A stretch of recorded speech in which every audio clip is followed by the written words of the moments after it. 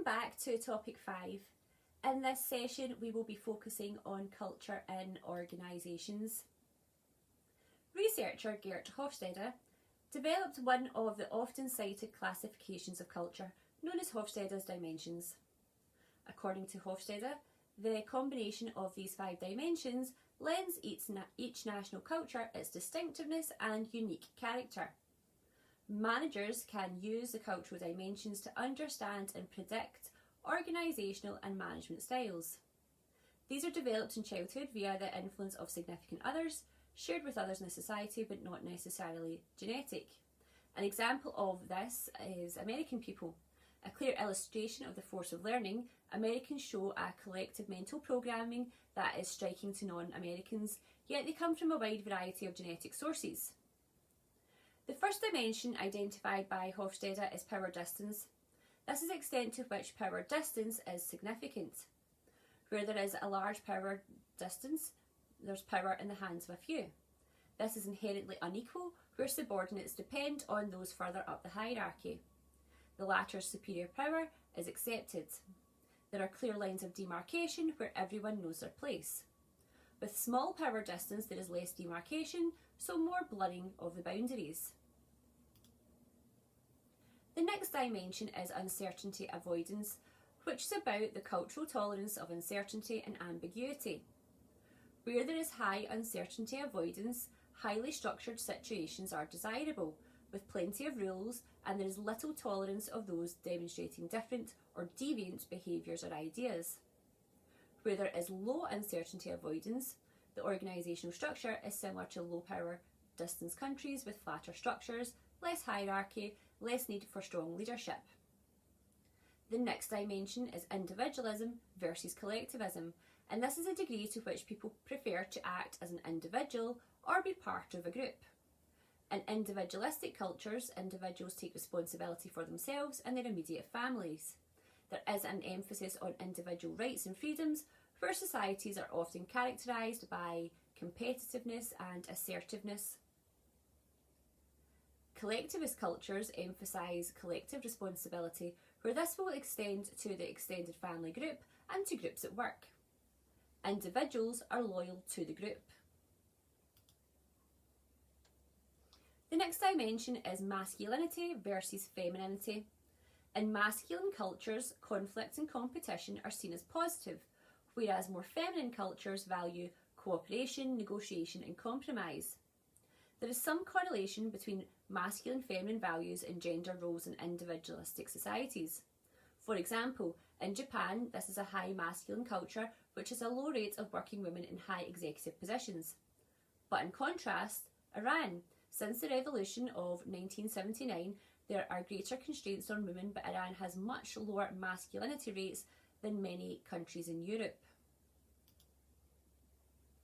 Pause for a moment and consider, how can a new organisational culture be created? Culture and cultural diversity plays a key role in the success of organisations. The key to success in intercultural contact and interaction is cultivating a cultural mindset, a way of thinking and an outlook where culture is taken into consideration in deliberations, decisions and behaviours. For many years, organisations have emphasised the concept of cultural and linguistic competence, a set of behaviours, attitudes and policies that are integrated to help deal with cross-cultural situations. In order for organisations to truly become diverse and multicultural, managers must think about culture, not simply act. It is possible to have a cultural mindset that allows one to understand cultural differences and their impact on behaviour, and to take that knowledge into consideration when interacting with or leading others, allowing for the development of appropriate skills and competencies. A cultural mindset is a way of thinking that allows the individual to be aware of and open to culture and how it impacts our own and others' thinking and behaviours. It involves both how one thinks and how one acts. It starts with attentiveness to your own culture and how it influences how you perceive the world and what you do. Awareness of the role of culture is essential because culture is stable and hard to change, and because some of the assumptions are not fully conscious. In addition to self-awareness, a cultural mindset requires knowing how culture may impact others. It further involves a degree of curiosity and inquisitiveness about how and why other people do what they do, and appreciation and respect for difference. Another component of the cultural mindset is a willingness to share your culture and learn from those who are different. A culturally mindful manager sees him or herself as part of the world and uses the knowledge he or she acquires to improve their decisions and their effectiveness. While a cultural mindset is first a way of thinking, how we think influences what we do, so it also becomes a way of acting. A manager with a cultural mindset is proactive in addressing cultural issues and challenges rather than either not addressing them or only reacting to them. The culturally mindful manager is one who acquires skills and competence at working with other cultures. And finally, a cultural mindset allows managers to capitalise on the potential benefits of a multicultural workforce. A cultural mindset allows for a multicultural approach which aims at inclusiveness, social justice, affirmation, mutual respect and harmony in a pluralistic world. The benefits of building a multicultural organisation with a cultural mindset go beyond minority groups, they extend to all employees. Managers play a critical role in encouraging a cultural mindset in organisations through their words and actions. Changing culture is one of the most difficult and lengthy processes any organisation can undertake. Without a cultural change to address informal discriminatory practices and attitudes, however, other improvements are not likely to be as effective.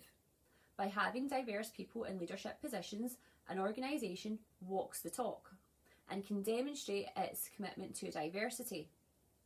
Another step towards changing culture is providing support groups for various diverse groups.